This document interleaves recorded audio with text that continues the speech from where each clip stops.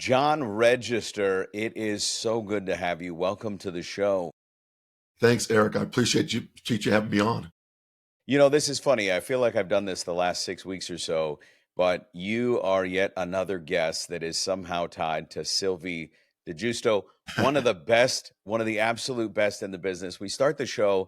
Every, we start the show the same every single week. What's one thing that you're grateful for today? Well, I'm thankful for the ability to speak because my voice is just gone right now. And, having an opportunity to just show up in a space, to be a servant leader, Mm. and to be served.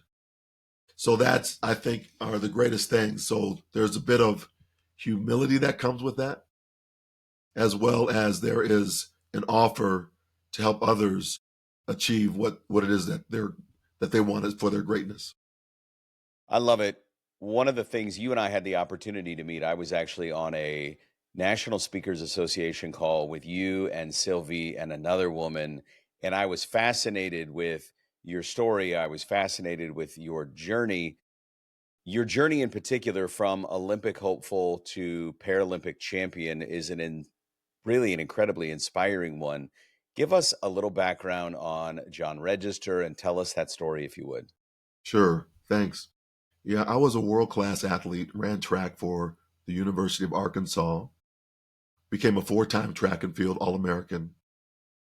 I then served in the United States Army for 6 years, went to Operation Desert Shield, Desert Storm, came back without a scratch. I was training for my third Olympic trials and on my way to officer candidate school when I misstepped a hurdle. I dislocated my left knee, severed the artery behind the kneecap, and then 7 days later I became an amputee. And so you think about that, Eric, you lose two careers with one wrong step. Many people out there right now, they're frustrated because they're losing careers and they're looking for the next level to do, the next thing that they need to engage with. Well, I lost two of those in one day. So how do you shift? How do you turn? How do you pivot in those moments? It was my wife, Alice, who came by my side and said, "You know what, John, we're going to get through this together. Mm. It's just our new normal." People during the pandemic, they started being a little bit jaded with the term the new normal. But I've been using that term for over 20 years. Mm. So I kind of said, forget y'all. And I went to go a little deeper with what I was meaning with the new normal. I want to set that up here a little bit early. Most people were using the word new normal, or the phrase new normal, going back to a place that was no longer accessible for them. I wish things would get back to normal. That's how it came out. Or it was a present state of paralysis. Well, can't do anything about this. I guess this is just our new normal. But when we look at the two words, new and normal, new means no prior point of reference. So you can't use old systems, old thoughts, old ideas to put into a new bucket to get a different output. So if we're doing the same thing over and over again, expecting a different result, it's the definition of sanity. Insanity. Yep. Right. So, but normal is the everyday typical occurrence of a thought or an action. What are the rituals I put in place that lead to a rhythm, that elevate me to a rise, that create the desired results I'm looking for? So therefore, the new normal can't be a destination. It's a plateau for the next level of growth. So as I was in that moment, and my wife said, this is our new normal, I knew I couldn't go back to the way it used to be. I had to press forward. So I swam for physical therapy and somehow made 27 months later the Paralympic swim team. Then I see athletes running with artificial legs in Atlanta. I have a leg made for running. And 4 years later, I win the silver medal in the long jump in Sydney, Australia. And then you don't stop there, right? I started working for the United States Olympic Committee and built a program out called the Paralympic Military Sport Program. This program worked with wounded, ill, and injured service members to use sports as a tool for warrior transitions and the rehabilitation. That turned into Warrior Games, Prince Harry's Invictus Games, and I go around the globe sharing how I built that program, but also understanding that we can't go back to the way it used to be, and there is a pathway forward. So that's been my career over the past some odd years. You know, it's interesting because I hadn't thought of this until today. I've got all these questions written down. I've read a lot of your work. I've listened to a lot of podcasts that you've been on, and I've tried to sort of engulf myself in all things John Register. But as I'm listening to you talk, one of the things that really comes to mind that, again, I hadn't thought of, I don't know if you know John O'Leary. John O'Leary's a very well-respected author and keynote speaker. He's been on the show. I wrote about him in my book. And one of the things I asked him sort of unexpectedly when he came on my show the first time was, how is it that you didn't, in his case, at 9 years old, just do what we see a lot of people do and sort of wallow in your own sorrow and say, this is not the way it was supposed to be, and become a hermit and all that. You stepped out of it. So what was that key mindset shift for you that got you to embrace this new path after the injury or the amputation? Yeah, I think the first thing is having a strong faith in God Mm. and knowing that my life was not designed to do what I wanted to do. It was not to go to the Olympic trials. It was not to become a military officer. It was designed to create something bigger than both of those two combined. So I didn't realize what it was at the time, but I knew that there was a different path that I was to walk. And would I have the courage to walk on the path that was laid out before me? Secondly, it was my wife, right? So we need people in our lives that will not allow us to fail. Mm. And so she was not going to allow me to fail, self-pity, wallow. I had a family to support. And just because I didn't have a leg didn't mean I couldn't support my family in other ways. And then I think the third thing is I realized much later on when I started thinking about this a lot more. And what I say in my book, and when I talk and I teach, is I did not overcome adversity. I don't think anyone overcomes adversity. Because if I would have overcome the adversity, in my case, I would have my leg back. Mm. So what did I do? I learned to adapt. I learned to innovate, learned to appreciate, and be content in every state I was in order to advance forward, not just for myself, but the people I was called to serve. And so the service, Eric, is about breathing life into others, life in others. So as my creators breathe life into me, it's my duty, my obligation, my responsibility to breathe life into others. That's how I mirror effect what's been given to me. So I'm always trying to plant great seeds in myself and in other people. And we can see what blossoms from a seed because seeds produce after their own kind. So if there is life that comes after somebody, you can see it. So you know they're planting good seeds. If there's destruction that's coming after somebody, and panic, uncertainty, crisis, we know what they're planting. And it can't be coming from a person or an entity that is breathing life. It's coming from an entity that wants only death, destruction, taking something away. So we oftentimes get the two confused.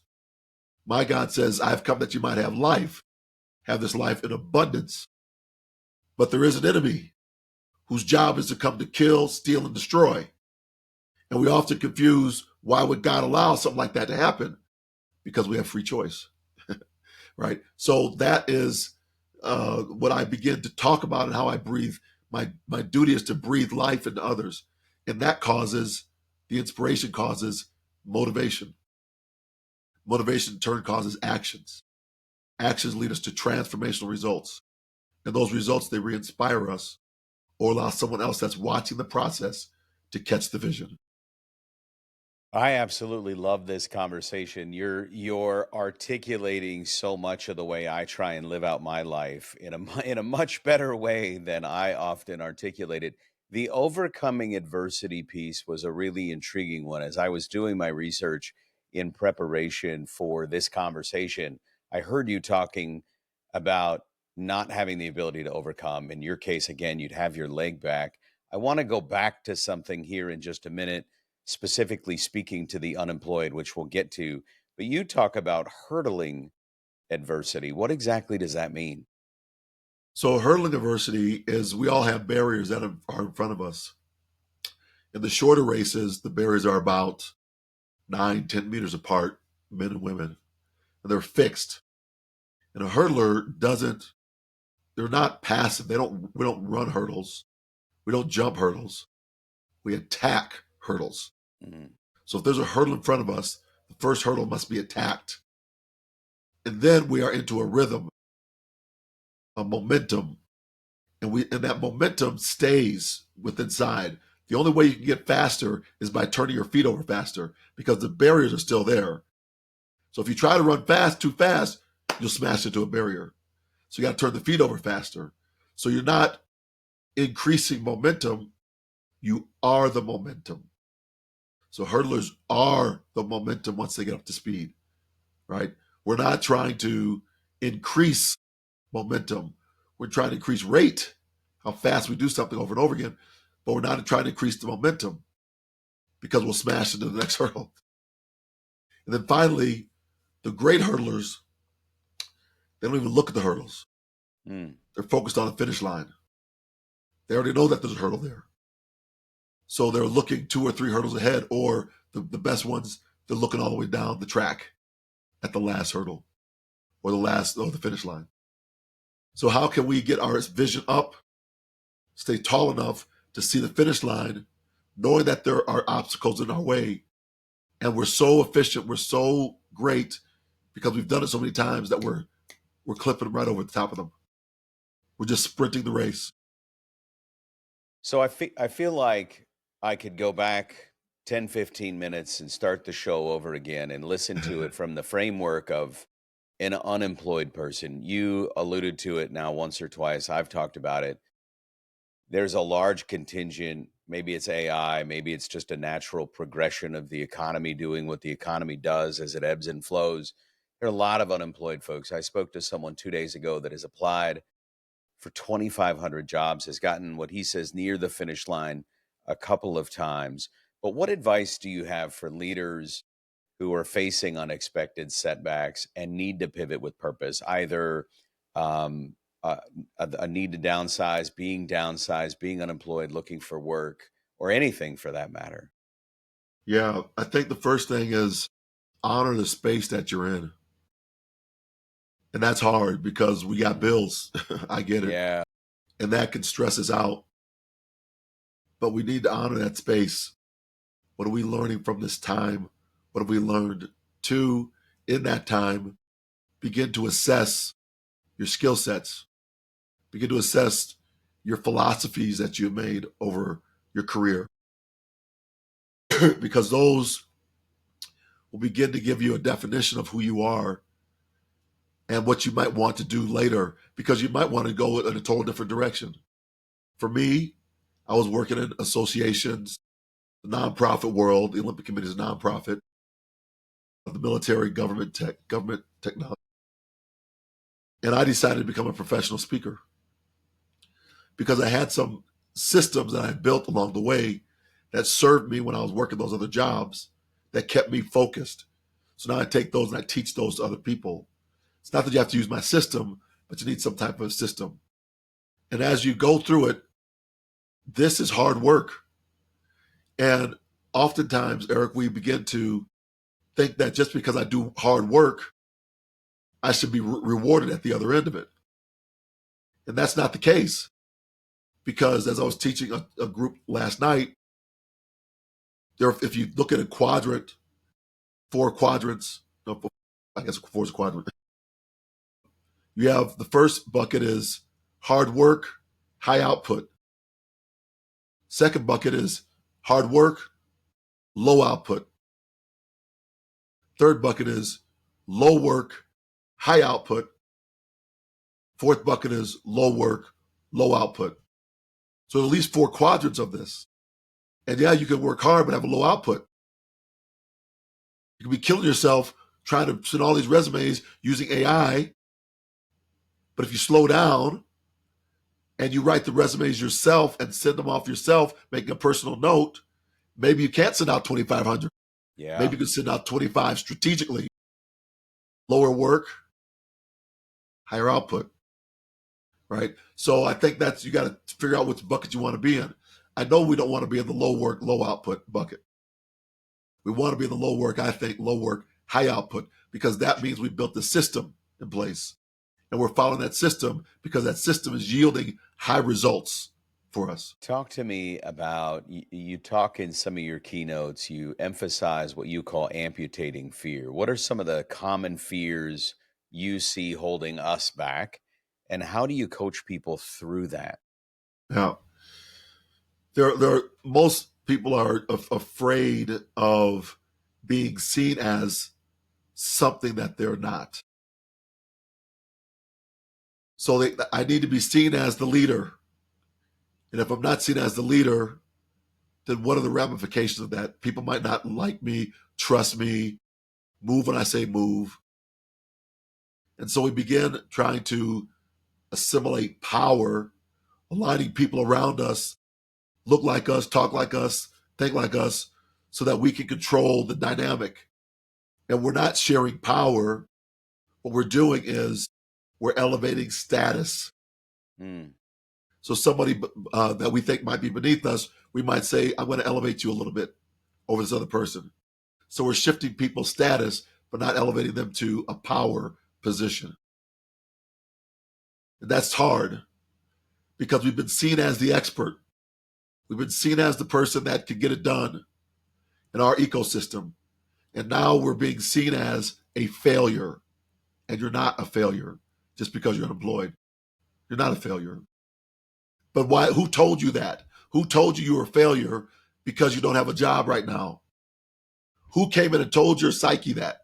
Because you're listening to somebody that does not know what they're talking about. You have value, you have worth.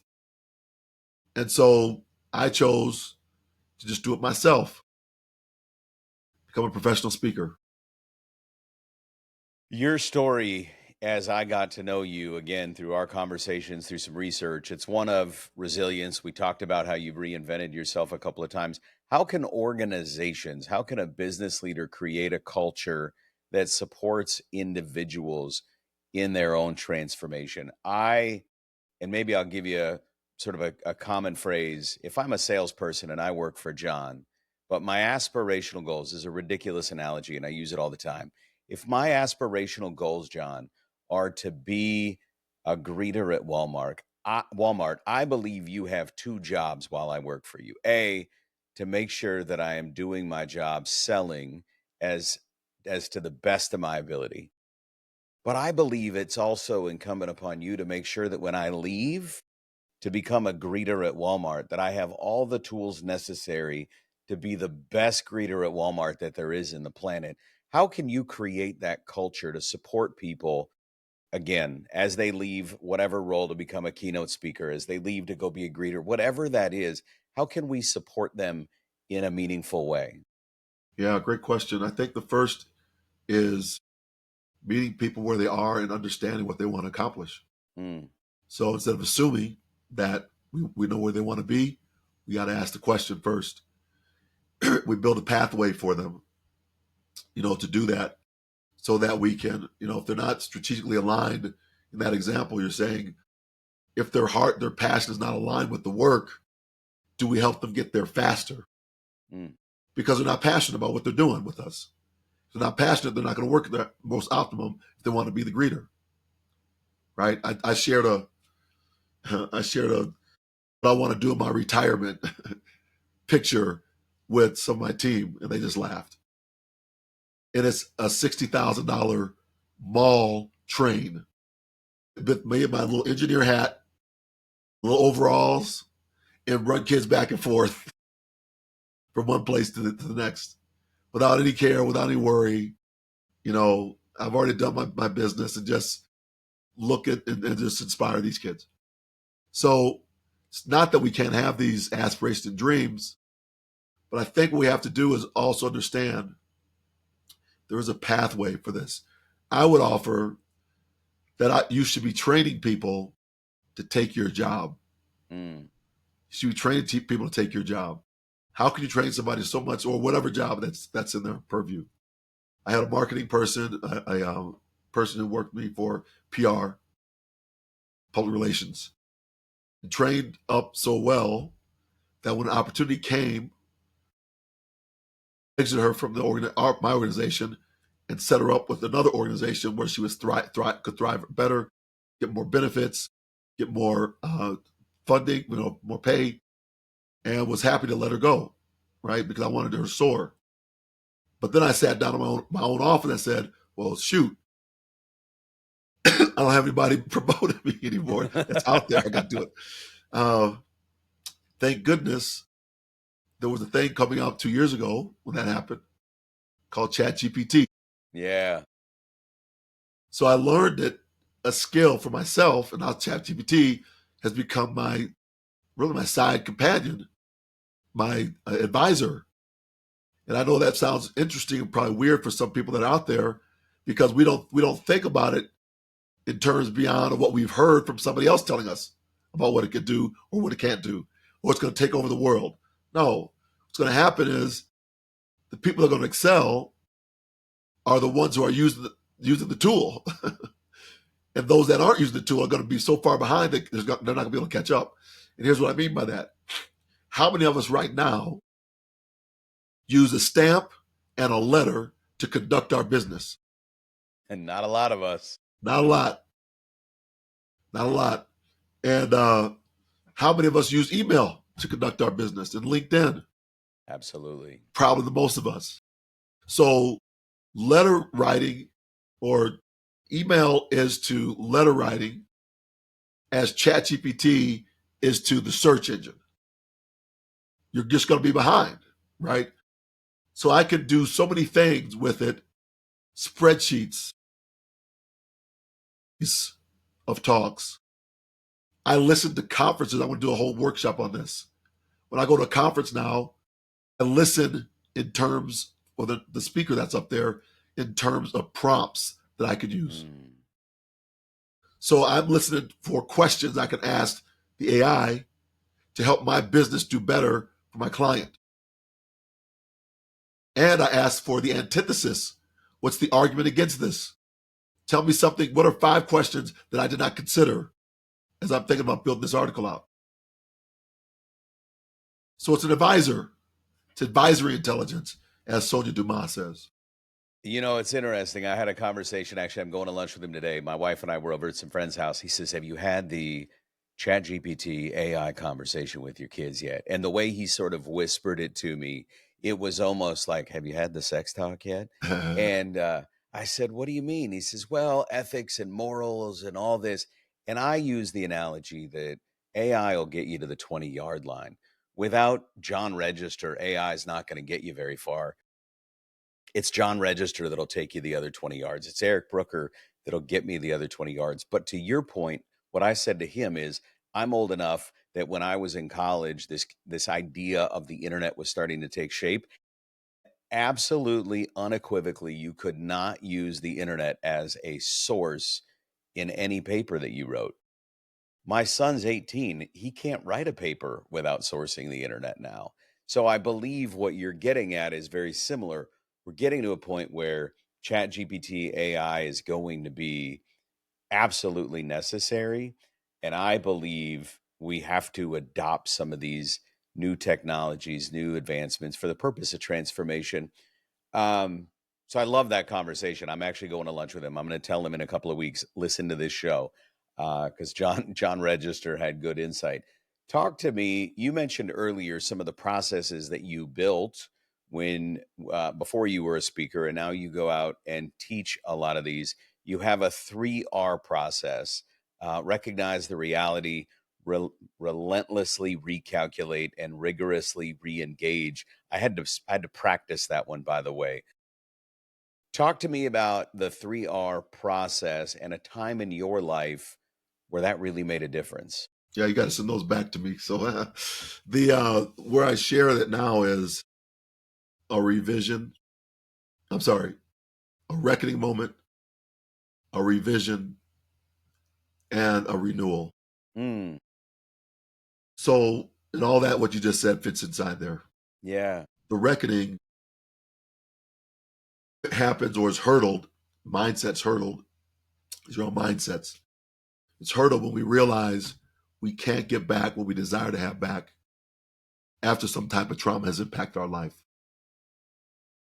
Most people will say in a business company, when a change happens, new product launch, merger, acquisition, man, I've been here for 25 years. How come we got to do this? So we're in a reckoning moment. They haven't hurdled that. There's some grief that's going along there. I'm going to lose something. They're going to take away my insert whatever you want to. Yeah. That causes fear. It causes stress. And it causes money. Because if I'm fearful, I'm not going to produce because I'm worried about my job if I'm going to lose it. So that's the first hurdle we have to clear. The second hurdle of the mindset is the revision. I begin casting a new vision of what might be possible. But there are three forces that hold me back. Other people who believe for me what I can or cannot do, based on what they believe they could or could not do, if they were in my situation. Society. Society has dictated, impressed upon us some things that we normalize. Like I said earlier, who told you that you were less than just because you lost a job? We listen to those voices and they have weight in our lives.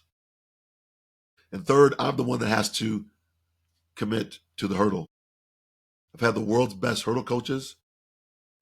No hurdle coach of mine ever ran over a hurdle for me. I have to attack my own hurdles.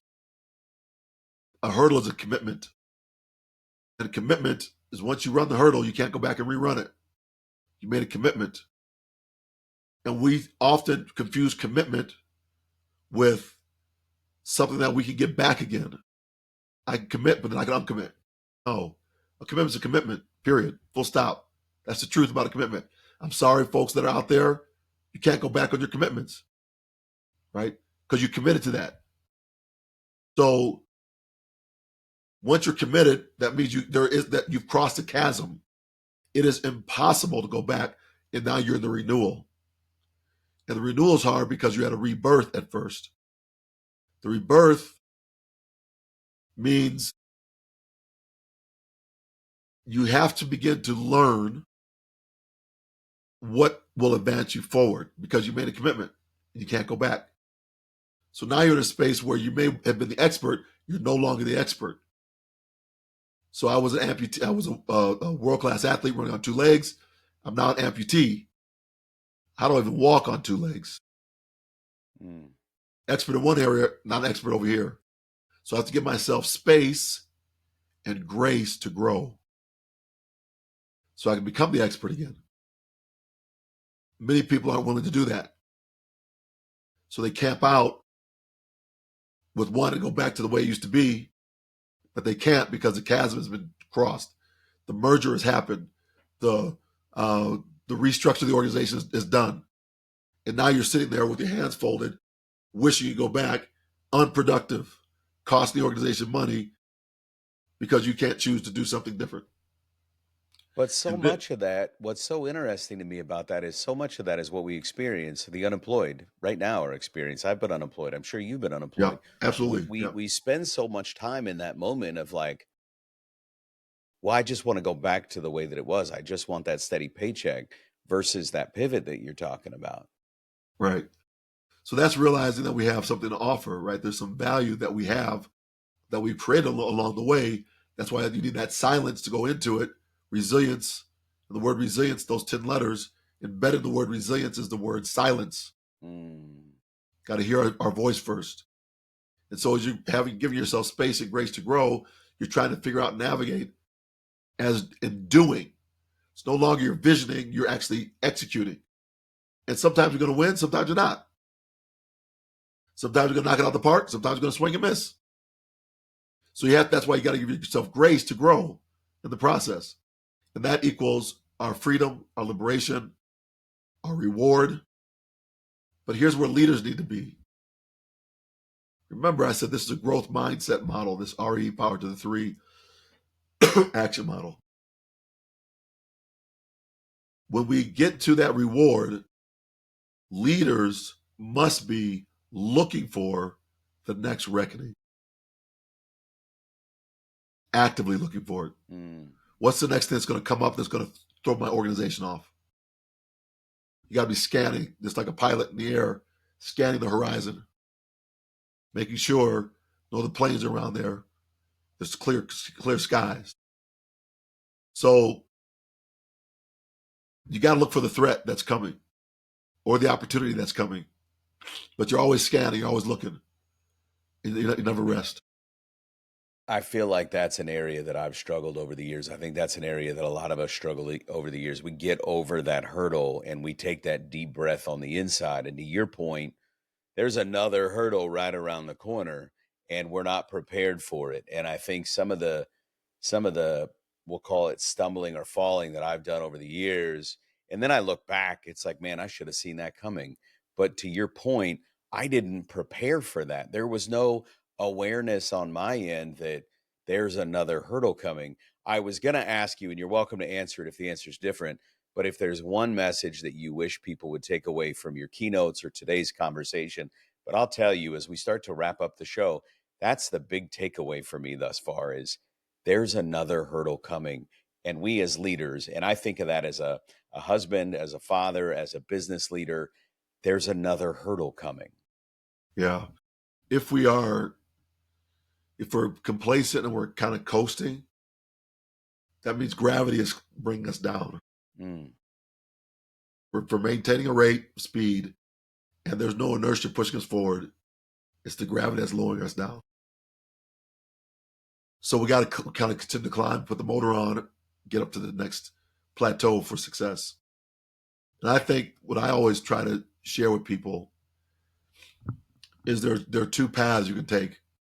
There's no middle ground. We're finding that out right now in our country. There's no middle ground. Either people are over here or they're over here. That's Yeah. not a bad thing. I'm just saying. But you can't straddle the fence. We don't know who you are. We don't know what you stand for. So choose, right? And I choose to breathe life into others. And that's what I want people to take away. Add value to people's lives. You can do that whether you're employed or unemployed. Add value.